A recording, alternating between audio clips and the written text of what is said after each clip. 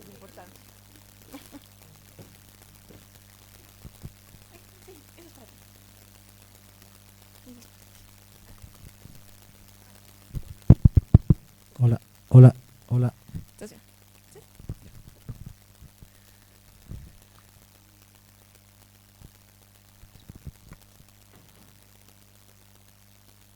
Fer, por favor, nos avisas.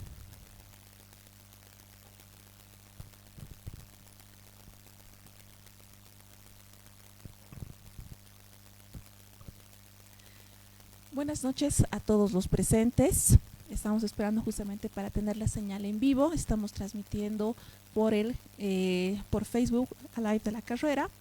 Esta es la Cátedra del Bicentenario, un espacio justamente para reflexionar diferentes aspectos.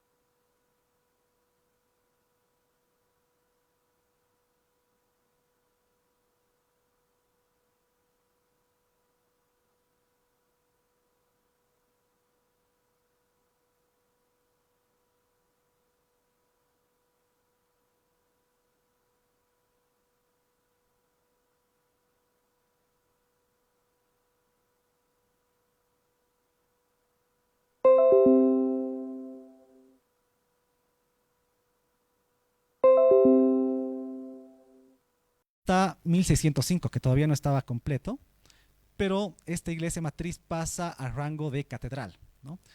Y desde ahí participan más arquitectos y le van dando más complejidad a esta construcción, ¿no? Esta iglesia se inscribe en este damero español que proyecta el alarife Juan Gutiérrez Paniagua, ¿no? Y que responde a las recomendaciones por parte de la corona española, ¿sí? Luego, ya para el siglo XVII se están cerrando parte de estas cubiertas, como las cúpulas, las torres, y en el siglo XVIII, 1784, tenemos esta antigua catedral en este estado, ¿no? Este plano recientemente lo he encontrado en Argentina y demuestra cuál era el estado de la catedral. Además que existió una serie de problemas estructurales, ¿no? Que han sido el motivo por lo cual se ha cambiado esta antigua catedral por la que conocemos, ¿no? Pero si ustedes notan acá, tenemos esta calle que es la calle Socabaya, antes se llamaba calle La Misericordia, y podemos ver los cimientos de esta antigua catedral que actualmente existen, ¿no? Y alrededor de esta iglesia tenemos un cementerio. Este cementerio, como ustedes saben, las iglesias funcionaban como enterramientos, ¿no? Ya sea en sus criptas, ¿no? Como en sus campos santos o en los atrios, ¿no? Esta iglesia no fue, igual tuvo su cementerio. Como ustedes saben, desde 1826 existen los cementerios como espacios, ¿no? como equipamientos para la ciudad, ¿no? Y hasta ese momento se enterraba así a la gente. Entonces, en 1784 existió una serie de problemas estructurales en esta fachada posterior, de hecho se derrumbó, ¿no? Y llegaron una serie de arquitectos destacados como Tomás Franco, Miguel Rubín de Celis, etcétera, Crisanto de España, para ver cómo se subsanaba este problema, ¿no? Pero lo que podemos ver, este es un plano original y este es un dibujo que he realizado a partir de ese plano, es que esta antigua catedral ya tiene una tendencia renacentista, ¿no es cierto? Si ustedes se dan cuenta, la estética nos remite a muchas iglesias que podemos encontrar en el altiplano, ¿no? Principalmente por el lago Titicaca. Bueno, he digitalizado este plano, ¿no? Y así es como sería este espacio, ¿no? Tenemos la iglesia, un complejo sistema de cimientos y la antigua catedral. No, una fotografía, una pintura del siglo XVIII, donde podemos ver cómo era esta plaza de armas, la catedral, en su momento. Esta es una fotografía ya posterior, ¿no? Podemos ver, digamos, ese contexto que está pasando de lo colonial a lo republicano, pero a partir de ese plano original y de la digitalización de esta iglesia, podemos ver cómo hubiera sido esta iglesia. Estaba compuesta por 3 naves, construida en piedra, ladrillo, tejas. ¿No? Otra fotografía y con una intervención digital, ¿no? De cómo hubiera sido. Bueno, encontré una serie de documentos que hablan sobre los problemas estructurales y de hecho se llama al arquitecto Manuel Sanahúja, quien es autor de la Catedral Matriz de Potosí, para hacer un peritaje sobre la construcción y qué posibles arreglos se podrían hacer, principalmente en el ábside, en la parte posterior de la iglesia. Y él en 1827 propone arreglar la iglesia, no tenía problemas estructurales complejos, pero el presidente en su momento quería una nueva imagen de catedral, ¿no? Entonces ese ha sido el motivo por el cual se ha decidido cambiar esta antigua catedral por la nueva, aunque los cimientos de esta antigua catedral que se remiten hasta 1551 todavía quedan. Bueno, entonces Manuel Sanahúja propone trasladar la catedral donde actualmente está el Palacio Legislativo, ¿no? Porque tenemos un terreno no tan accidentado como entre la calle Socabaya y Potosí, ¿no? Que existen 14 metros entre la plaza y la calle Potosí, donde están actualmente los pollos Copacabana. Y él elabora este proyecto entre 1827 y 1834, ¿no? Podemos ver que él introduce una nueva edad estilística con elementos neoclásicos y además elementos barrocos, ¿no? Podemos ver las portadas con columnas de diferentes órdenes, pero con estos hastiales mixtilíneos que lo remiten a un barroco, ¿no es cierto? Además tenemos unas torres octogonales y vamos a ver cuál es la fuente de inspiración. Y una cúpula gallonada igual octogonal. Lo que hace Manuel Sanahúja es recuperar los cimientos y emplazar la catedral sobre esos cimientos, ¿no? Podemos ver y vamos a ver cómo calza esta catedral con este espacio. La inspiración está en la Catedral de Lérida, que propone Francisco Melet, ¿no? Podemos ver esta construcción allá en España, que tiene torres octogonales, tiene elementos clásicos y además tiene estos hastiales barrocos, ¿no? Mixtilíneos, ¿no? Y aquí tenemos uno de los planos que presentó Sanahúja de sus torres, que incluso en la representación con cierta perspectiva tiene el proyecto de Sanahúja.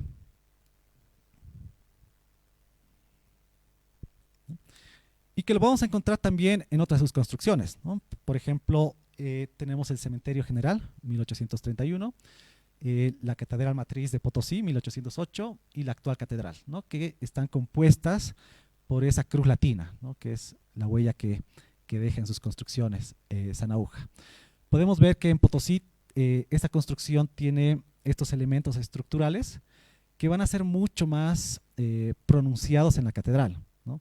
Y esto ha remitido a que algunos historiadores le den una etiqueta estilística de neoclásico, cuando si vemos la construcción o el diseño de Sanahúja es claramente un neoclásico con elementos barrocos.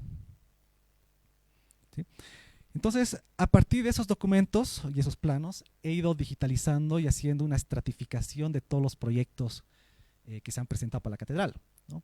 Para la antigua catedral han participado 11 arquitectos y para la catedral republicana 16 arquitectos. Entonces, hay una estratificación compleja de proyectos y que en consecuencia da diferentes estilos, ¿no? Pero lo interesante de esto y de estos planos que he encontrado es que he descubierto con el padre Boceta la cripta de la catedral, ¿no? Una cripta que ha estado oculta por varios años, ¿no?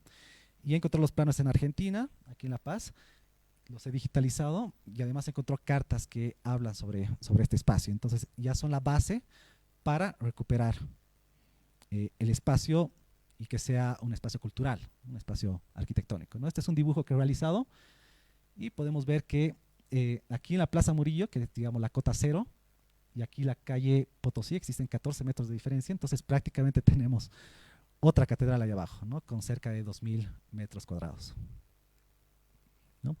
Entonces, he digitalizado este espacio con diferentes técnicas. Andrés de Mesa, que es el hermano de Carlos Mesa, está dirigiendo la Sagrada Familia en su construcción y él ha llegado para dar una serie de cursos de cómo digitalizar estos espacios, ¿no? Entonces, hemos utilizado diferentes algoritmos para digitalizar este espacio, ¿no? Y las investigaciones continúan, ¿no? También trabajo para investigaciones para la Católica Chile y ellos nos han prestado un equipo, un láser escáner que cuesta como $100,000.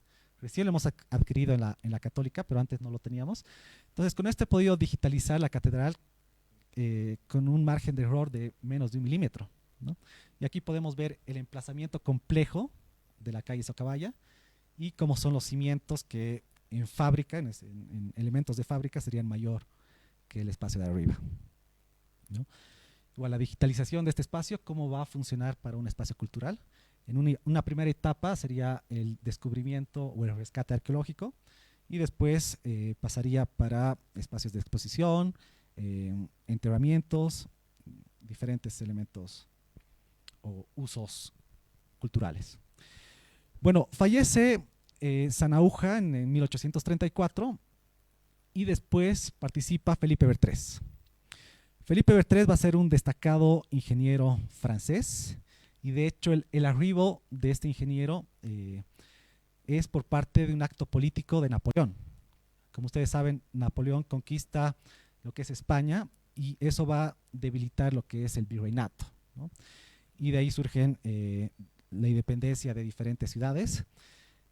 Y en uno de los barcos que manda Napoleón, que se llama Consolador, llega Felipe Bertrés para mandar un mensaje al virrey de su momento, que era que el hermano de Napoleón, José Bonaparte, sea virrey, ¿no? Llega para ese acto político, pero eventualmente se queda ya en la Buenos Aires o en Argentina como república y abraza la república y el nacimiento de estos dos países, ¿no? Tanto Argentina como Bolivia. Felipe Bertrés participa, bueno, no hay una fecha precisa, todavía no encontré el documento de cuándo entra a la catedral, pero este plano lo presenta en 1840, pero antes ya estaba participando, ¿no? Podemos ver que el primer cuerpo de esta propuesta sí se construye bajo su diseño, ¿no? Lo demás no, pero este plano nos va a remitir a diferentes tendencias estilísticas, ¿no? Entonces, igual es un dibujo que he realizado en base a su diseño. Tenemos entonces algunas portadas que se van a encontrar de manera inequívoca en tratados de arquitectura. Y aquí tenemos que y aquí hay un estudio clásico sobre la catedral, sobre estos elementos neoclásicos. Él va a tener una tendencia neoclásica tratadista, francesa e italiana. Y los tratados en realidad son manuales de arquitectura de cómo construir. Entonces hay tratados de arquitectura para interiores, tratados de arquitectura para estructuras, para cimientos, y también lo hay para estéticas, ¿no? O para estilos. Entonces podemos hablar sobre Marco Vitruvio Polione, un tratadista, el primer tratadista del siglo I antes de Cristo, ¿no? Donde él habla sobre el ratiocinatio, que es la teoría, o la fábrica, que es la construcción, en la arquitectura. Y han debido escuchar sobre la triada vitruviana, utilitas, venustas y firmitas, que también significa perentas, que es la belleza, la función y el uso, ¿no? Después, en el Renacimiento, hay una búsqueda también de generar diferentes tratados de arquitectura, ¿no? Está Giacomo Barazzi da Vignola, Sebastiano Celio, donde tenemos los diferentes órdenes, ¿no? El dórico, jónico, corintio, toscano compuesto, ¿no? Los del medio son griegos y los del costado son romanos, ¿no? Pero ¿por qué lo menciono? He digitalizado la catedral y también los planos de Bertrés y he encontrado ese símil o esa referencia con los tratados de arquitectura, ¿no? Por ejemplo, tenemos el orden corintio con estos pedestales. En cuanto a las dimensiones y a la proporción, responde a esta influencia, ¿no? O tenemos una de las portadas que diseña Miguel Ángel en Italia, que se llama el Palacio de los Conservadores, y él propone estas portadas que posteriormente van a ser digamos, proyectados en tratados de arquitectura como el de Charles Davilliers, y es el que utiliza Felipe Bertrés para proyectar la primera y la quinta portada de la catedral, ¿no? O la cúpula, que está inspirada en el Panteón de París. Todos estos elementos lo van a vincular a un neoclásico tratadista con influencia francesa. Bueno, después de Bertrés participan otros arquitectos como Leonardo Lanza, participa también José Núñez del Prado, ¿sí? Pero la catedral queda inconclusa, ¿no? Queda suspendida entre 1856 y 1883, cuando se decide retomar la construcción de la catedral, ¿no? Y para 1875, cuando el Palacio de Gobierno se quema, este es el estado en que tenemos la catedral, ¿no? Básicamente el primer cuerpo proyectado por Felipe Bertrés.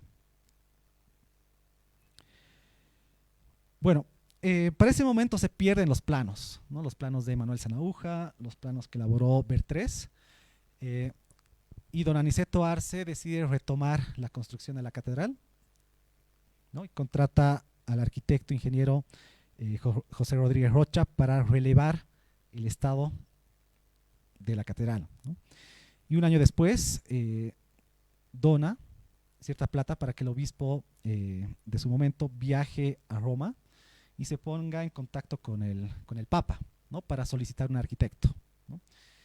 Y este arquitecto va a abrir una nueva edad estilística en la catedral, que va a ser la etapa historicista, ¿no? Básicamente el neorrenacentista, ¿no? El Papa les pone en contacto con el conde Francesco Vespignani, un destacado arquitecto, uno de los mejores de su momento en Roma, y él propone dos propuestas de torres, ¿no? Una respetando el primer cuerpo de la catedral y lo demás con su propio diseño, y otro desde los cimientos para arriba con un diseño totalmente diferente. ¿Sí? 2019 hemos encontrado el plano original con el padre Boceta y por eso estábamos tan felices. Pero en sus interiores podemos ver, él remite el plano en 1890, pero en los interiores podemos ver esa influencia renacentista, ¿no? En los interiores con mármoles, con pintura mural, con mucho ornamento, etcétera, ¿no? Que podemos ver la influencia de la cúpula, las torres en esta iglesia de San Ignacio en Agonía, que es del siglo XVII. O podemos encontrar también en la iglesia del Santísimo Nome al nombre de María Alfrod Traiano. Los ornamentos de las cúpulas van a ser idénticos, ¿no? Y la forma también.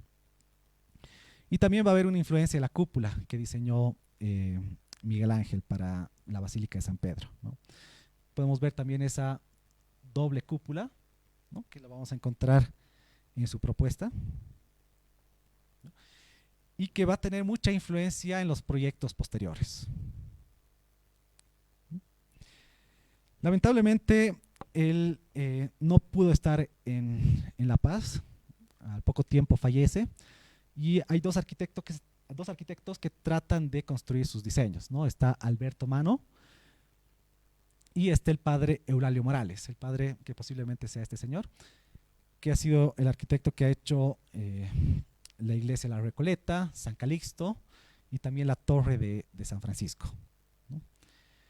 Trata de edificar el diseño de Vespignani, pero posiciona las columnas fuera de los cimientos de la catedral, ¿no? Y esto genera diferentes problemas estructurales que coinciden con un conflicto político de su momento, ¿no? Saben que en 1899 tenemos la guerra federal que enfrenta a Severo Fernández Alonso y al general Pando. Eventualmente Pando gana y traslada la sede de gobierno de Sucre a La Paz, ¿no? Y su arquitecto era Antonio Camponovo, ¿no? Y una de las estrategias que ha adoptado Pando de forma muy inteligente es consolidar su poder en la Plaza Murillo a través de la arquitectura, ¿no? Y es por eso que Camponovo diseña el Palacio Legislativo, ¿no? Y además se hace cargo de la catedral. Antonio Camponovo se da cuenta de los errores que había cometido el padre Morales, de no posicionar las columnas en los cimientos, y esto significa un eventual reemplazo del arquitecto. Pero así podemos ver, digamos, este contexto con elementos coloniales, y aquí ya tenemos una Plaza Murillo, ya con elementos más académico-eclécticos, ¿no? Con una nueva monumentalidad, ¿no? Y ese era el plan de Pando. He revisado los planos de Antonio Camponovo, los he digitalizado y he digitalizado la catedral construida. Me da cuenta que Camponovo ha exagerado por más de 1 metro el error de Morales, ¿no? Entonces había alguna matufia por ahí abajo. Él presenta este plano en 1900, reemplazando los proyectos de Vespignani, de Bertrés o Sanahúja. Y podemos ver que lo inclina hacia un académico ecléctico. No estamos hablando de una nueva edad estilística de la catedral, ¿no? Y además las dimensiones cambian, ¿no? Presenta 4 torres con un cupulín. Podemos ver del conflicto que ha habido entre Camponovo y Morales, que se elabora este plano, lo realiza un ingeniero que era como dimiridor, como árbitro de ese conflicto, y podemos ver que Morales está posicionando la columna fuera de los cimientos son estos elementos celestes, y estos arcos subterráneos son parte de la cripta, ¿no? Entonces las columnas estaban en estos arcos, ¿no? Pero el ingeniero que era árbitro de este conflicto claramente era amigo de Camponovo. Y bueno, Camponovo trabaja entre 1900 y 1914 prácticamente en el segundo cuerpo de la catedral y en algunas columnas de los interiores. También llega a hacer algunas bóvedas de la primera y la quinta nave, ¿sí? Esta es la digitalización de su plano. Y cómo hubieran sido sus torres si es que se hubieran edificado, ¿no? Compitiendo con uno de los mejores edificios que tenemos en La Paz. Bueno, en 1914 Camponovo se retira, se va a vivir a Buenos Aires para atender la salud de uno de sus familiares, ¿no? Y en 1917 se encontraba Ernesto Vespignani, un destacado arquitecto que ha hecho más de un centenar de iglesias en Latinoamérica. Y estaba acá en La Paz para proyectar la iglesia María Auxiliadora en el Prado, ¿no? Y es ahí que el presidente Guerra se contacta con él y le solicita que, bueno, a su hermano, José Vespignani, que Ernesto Vespignani sea arquitecto de la catedral, ¿no? Él acepta, respeta el diseño de Camponovo, pero cambia el diseño de torres. Respeta el diseño de la cúpula que propone Camponovo, que además está influenciado por la cúpula que proyecta Francesco Vespignani. Entonces vamos a ver que es muy importante ese proyecto porque deja una impronta importante en los proyectos venideros, ¿no? Y esto hubiera sido las torres de Vespignani si es que se hubieran edificado, ¿no? Esta es una fotografía de Luigi Domenico Gismondi, 1923, donde podemos ver al escultor Víctor Cordero trabajando uno de los capiteles, ¿no? La mayoría de los capiteles de la catedral no están tallados en piedra, sí el núcleo, pero el ornamento es básicamente, ¿cuál es el nombre? Es yeso. Pero hay algunos capiteles que sí están tallados en piedra. Esta fotografía responde a un concurso que ha habido en su momento, ¿no? Entre diferentes escultores para ver quién hacía uno de los mejores capiteles en la catedral, y Víctor Cordero ha sido uno de los ganadores, ¿no? Ernesto Vespignani también se encarga de proyectar los interiores de la catedral. Él, a través de un catálogo, se llama Catálogo Barsanti de Italia, proyecta el baldaquino. Este es el plano original que he encontrado. Este lo encontró en Argentina y este en La Paz. Igual este en Argentina. Estos son los altares de la catedral que responden a ese catálogo, y los realiza la casa Barsanti a través de Federico Bonetti, todos italianos, ¿no? En cuanto a las torres, vamos a ver una influencia igual de la iglesia de San Ignacio en Agonía, ¿no? Y además de la catedral de Mafra, ¿no? Unos planos muy bien ejecutados. He digitalizado los planos que estaban en Buenos Aires, los detalles constructivos, y los he pasado a 3D. Usualmente cuando hago eso con los planos antiguos, encuentro algunos errores de proyección. O sea, el 3D o el plano de fachada tiene algunos desplazamientos, ¿no? Errores de dibujo, pero en los planos que he encontrado de Vespignani no había ningún error, ¿no? Entonces quiero destacar el gran talento que tenía este arquitecto. Así hubieran sido estas torres si es que se hubieran edificado, ¿no? Y tenemos diferentes vistas, ¿no? compitiendo un poquito con el skyline de esos dos edificios, ¿no? Bueno, Ernesto Vespignani fallece en 1925 y de hecho él solo ha estado una vez en La Paz, ¿no? Y ya sabía todo lo que se tenía que hacer en la catedral. Él fallece en 1925 en Buenos Aires y uno de sus socios, Florencio Martínez, continúa los proyectos de Vespignani, ¿no? Él concluye la construcción de la cúpula entre 1926 y 1932.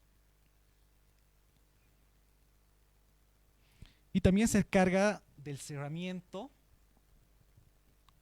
de la catedral, ¿no? La cubierta tiene material cobre, que va a ser chileno, pero la manufactura va a ser alemana. Lo realiza la Casa de Comercio Gustavo Hinke. Y bueno, se la inaugura en 1926 sin cúpula, sin torres, pero hay una nueva inauguración en 1932 ya con la cúpula. Como era una obra de Estado, la Guerra del Chaco va a tener mucha incidencia en el proceso constructivo de la catedral, ¿no? Se la inaugura sin torres, ¿no? Y en 1956 entra en participación el arquitecto boliviano Mario del Carpio, ¿no? Él ha estudiado en la Católica Chile, llega más o menos a La Paz por 1932 y en la década de 1940 realiza varios proyectos arquitectónicos importantes, ¿no? Tenemos la capilla del Cementerio General, tenemos la Caja Nacional de Salud en el Prado, tenemos la Biblioteca Municipal y tenemos la Iglesia del Montículo, y además el Montículo, ¿no? Él tenía una inclinación nacionalista, como lo podemos ver en este capitel que propone. Muchos de los planos me ha pasado su hija, ¿no? que está viva, y ha sido bien interesante ver un capitel con estas caulículas, estas hojas de acanto que responden a tratados de arquitectura, pero con un cóndor, ¿no? Entonces había una inclinación por llevar las torres hacia una estética nacionalista, ¿no? Como un neoclásico con elementos nacionalistas. Pero propone diferentes torres, ¿no? Algunas de solo un cuerpo, algunas con diferentes cupulines, algunas torres con dos cuerpos, y critica mucho, en las cartas he encontrado, critica mucho las torres de Camponovo, de Vespignani, ¿no? Diciendo que no estaban en contexto, en altura con la catedral, ¿no? Una fotografía de 1979, cuando Natush Bush toma el poder, podemos ver la construcción de las torres en hormigón, ¿no? Otra fotografía, y esto va a generar mucha crítica, ¿no? El que lo haya hecho en hormigón armado, porque la catedral entera es granito, y además es granito del río, de vino tinto, y además utiliza algunos ornamentos de piedra comanche, ¿no? También hay hormigón en algunos elementos de la cúpula, ¿no? Pero él hace esta propuesta enteramente en hormigón armado. Recibe muchas críticas, fallece en 1986 y desde ahí toma la dirección José de Mesa, ¿no? Para continuar las torres. Esta es una fotografía muy interesante en la cubierta de la catedral. Podemos ver a los constructores, ¿no? Festejando, chayando. Y aquí está el arquitecto.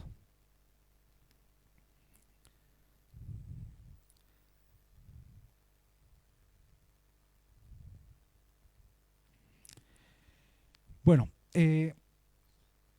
la pregunta de investigación iba, ¿no? De cuál es la estética arquitectónica de la catedral, ¿no? Hemos visto que hay varios proyectos que no se han considerado en la catedral edificada, pero que nos remiten a diferentes estéticas arquitectónicas y en consecuencia podríamos decir que la catedral es de un estilo ecléctico en esencia, ¿no? Bueno, todos esos documentos nos sirven para los proyectos de restauración que estamos desarrollando para la catedral, ¿no? Me ha tomado 7 años encontrar toda esta información, porque los documentos estaban diseminados en diferentes partes del mundo, ¿no? Hay documentos en Sucre, hay documentos en Buenos Aires, en Perú, en Roma, en España, y todos esos documentos ya los estoy reuniendo primero para publicar un libro y después para que sean la base para los proyectos de restauración. O sea, no sabíamos si los cimientos eran republicanos o eran coloniales, ¿no? Ahora tenemos planos que sí son la base fundamental para las consideraciones patrimoniales, ¿no? Y además estoy trabajando en diferentes proyectos de investigación, ¿no? Con ingeniería civil para definir los comportamientos estructurales de la catedral, ¿no? Otros proyectos arquitectónicos como la peatonalización de las cubiertas, ¿sí? El rescate del espacio de la cripta, ¿sí? Y además van a encontrar diferentes publicaciones como artículos científicos, ¿no? Ya hemos concluido con la etapa de digitalización de la catedral. Tenemos diferentes gemelos digitales que nos van a servir para las próximas restauraciones.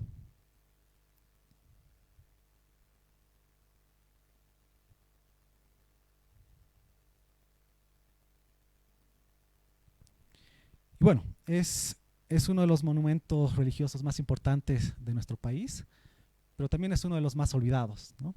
Y espero que un poquito de esta investigación pueda abrir muchas otras investigaciones y podamos tener a la catedral como un objeto de estudio y además como una catedral restaurada. Muchas gracias.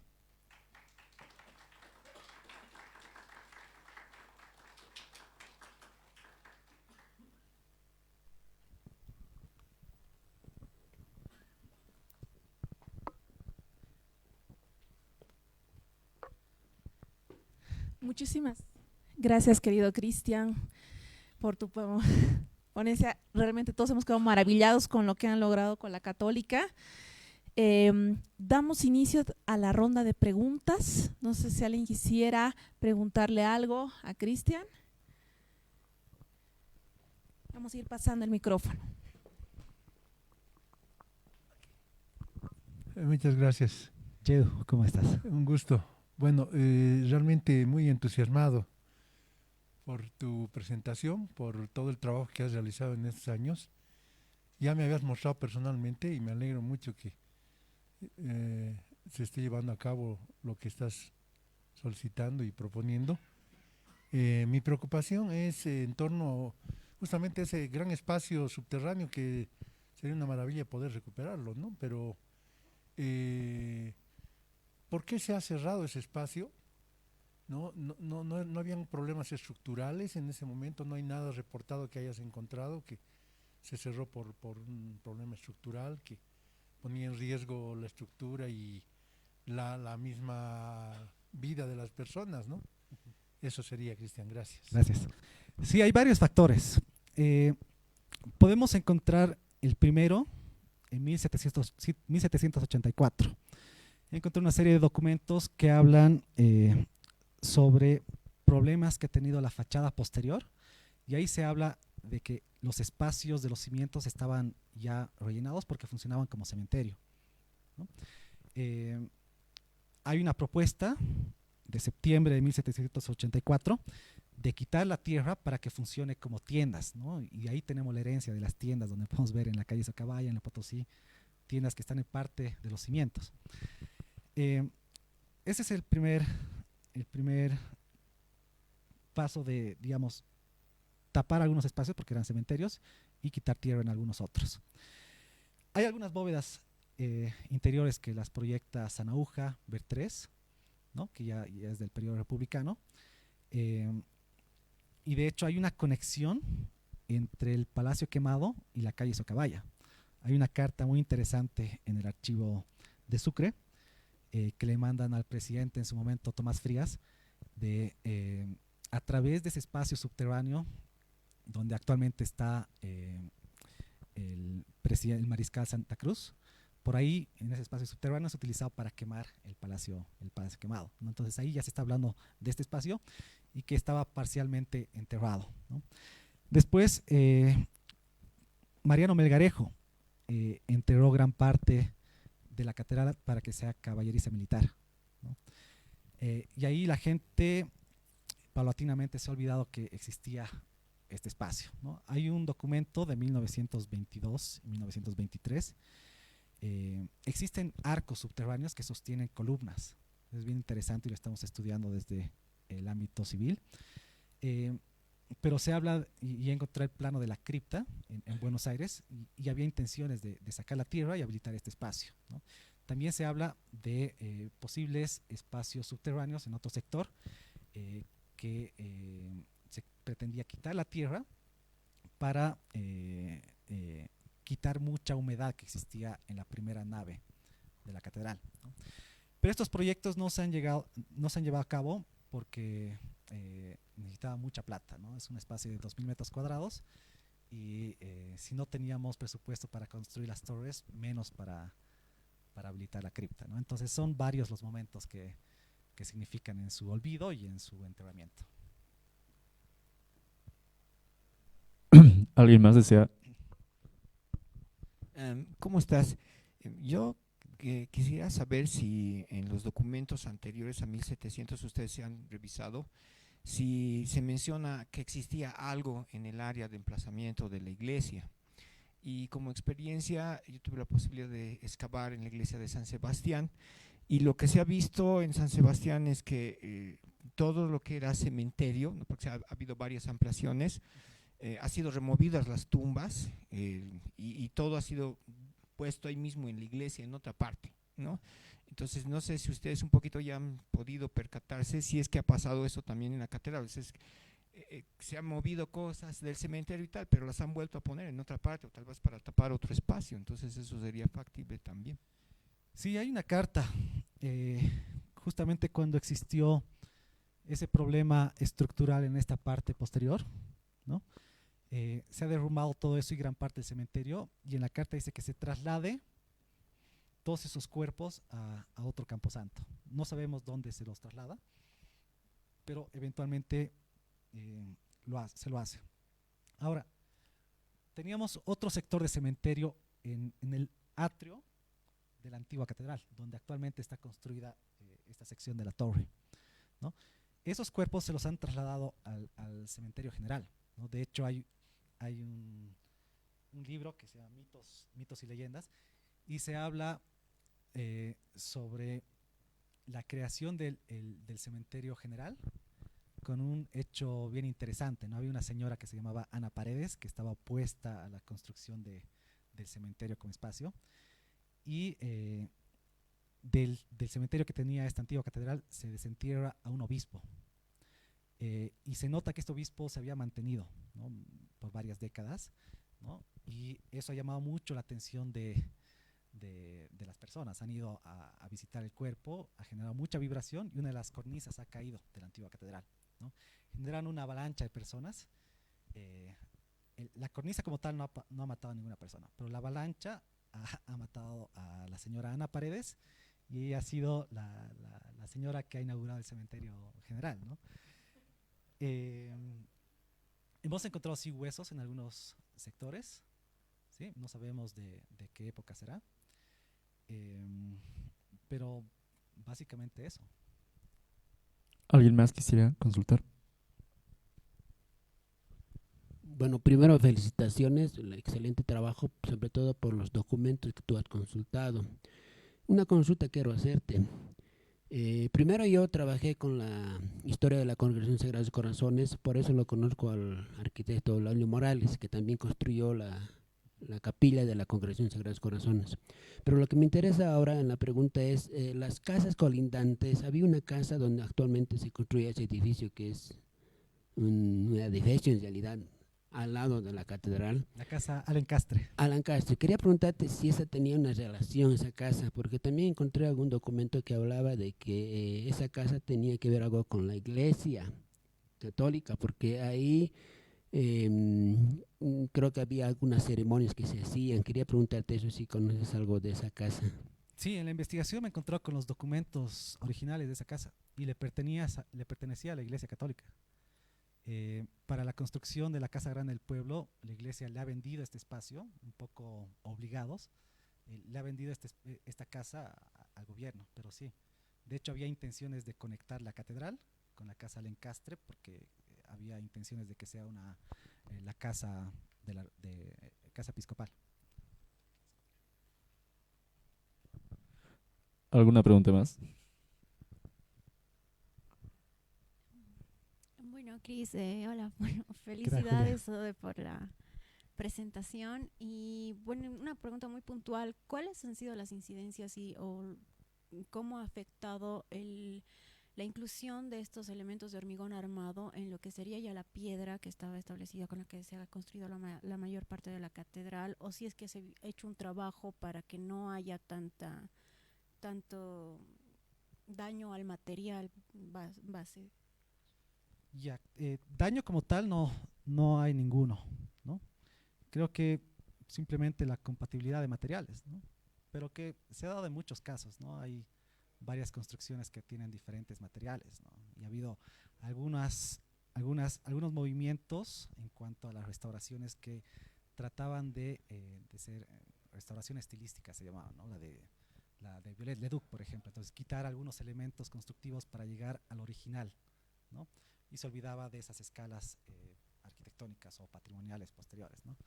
Pero se podría hablar de alguna incompatibilidad de materiales, pero ya es parte de, ¿no? O sea, construir otras torres de alguna forma llegaría a ser anacrónico, ¿no? Ya estamos en el siglo XXI. ¿Alguna pregunta más? ¿Comentario?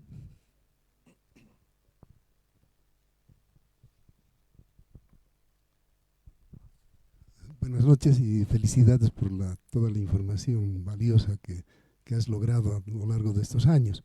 Muchas gracias. ¿Suelen estos monumentos tener en su emplazamiento, tener algún valor místico? Suelen decirse que está orientada hacia el este o el norte, etcétera, etcétera. ¿Esta catedral como tal tiene algún valor místico, ya sea en el momento de su emplazamiento o posteriormente? Místico como tal, no. Había algunas influencias, digamos, de la Nueva Jerusalén, ¿no? De que una ciudad que estaba con estos emplazamientos de las incipientes ciudades como Santiago de Chile o La Paz, que tienen un damero español, que tienen cierta orientación hacia los vientos, que tienen diferentes puentes como accesos, que están bordeados por ríos, como pasa en Santiago de Chile, ¿no? Con el río Mapocho. Como místico, no. Viene como recomendaciones de la corona española, que también hay una gran influencia por parte de elementos religiosos. Pero místico, por mi parte, no he encontrado nada. ¿Alguien más quisiera consultar?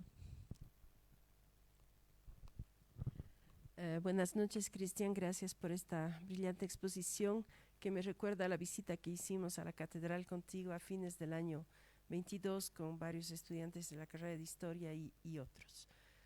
En ese momento bajamos a la cripta, ¿verdad? Contigo. Bajamos a un nivel, bajamos. Vimos unas cuantas, no tumbas, pero Andrés de Santa Cruz y otros. Bueno, el espacio que está debajo de la catedral, ¿es actualmente accesible o es todavía una proyección de lo que has deducido a partir de la revisión de los planos? Y si está accesible, ¿ya está vacío o está con tierra? Gracias. Podría decirte que el 95% está rellenado. El otro 5% son algunos espacios subterráneos que están a la altura, básicamente en este sector, donde existen bóvedas. Y además he encontrado diferentes accesos a partir de los documentos originales que he encontrado. Hay otro ingreso en la parte posterior, a la altura del museo. uno avanza, hay una puerta, uno avanza unos 2 metros y se encuentra con tierra, pero los espacios están con bóvedas. Entonces, existe todo el espacio, pero gran parte está relleno.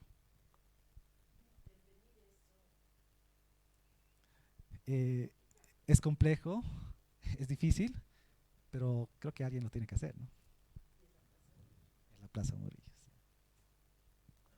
Sí, ¿alguien más quisiera consultar algo? Comentar tal vez. Bueno.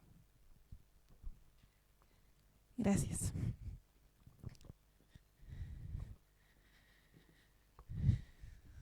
Realmente todos maravillados con lo que has hecho, Cristian. Nuevamente muchas gracias por estar en la Cátedra del Bicentenario. Agradecemos a todos los que se han quedado, las preguntas que nos enriquecen siempre. Y quisiéramos también aprovechar que estamos al aire y este espacio y todos los y a todos los que han venido para hacer también una invitación. Cristian va a volver a presentar estos planos en el Dante Alighieri. ¿Podrías, por favor, explicarnos? Claro que sí. Muchas gracias. Bueno, hace un par de meses hemos hecho una exposición destacando la participación de una serie de arquitectos italianos que han participado en la catedral. Y esa exposición la hemos extendido un tiempo más, ¿no? Va a estar en la Dante Alighieri, que está en la 6 de agosto, sí, un poquito más abajo. Sí. Y ahí estoy exponiendo maquetas, planos digitalizados originales de estos arquitectos, las construcciones 3D, fotografías antiguas inéditas, ¿no? Y ojalá puedan estar, ¿no? Desde la próxima semana ya van a poder encontrar este espacio de exposición. ¿A partir de qué día se podrá? Desde el lunes de la próxima semana. Desde el lunes. Genial, entonces tenemos una cita para poder ver con más calma, poder apreciar mejor el trabajo de Cristian y bueno, y de todo el grupo que ha estado inmerso en este proyecto y poder apreciar mejor pues los planos de la Catedral de la Paz. Muchísimas gracias a todos. Gracias.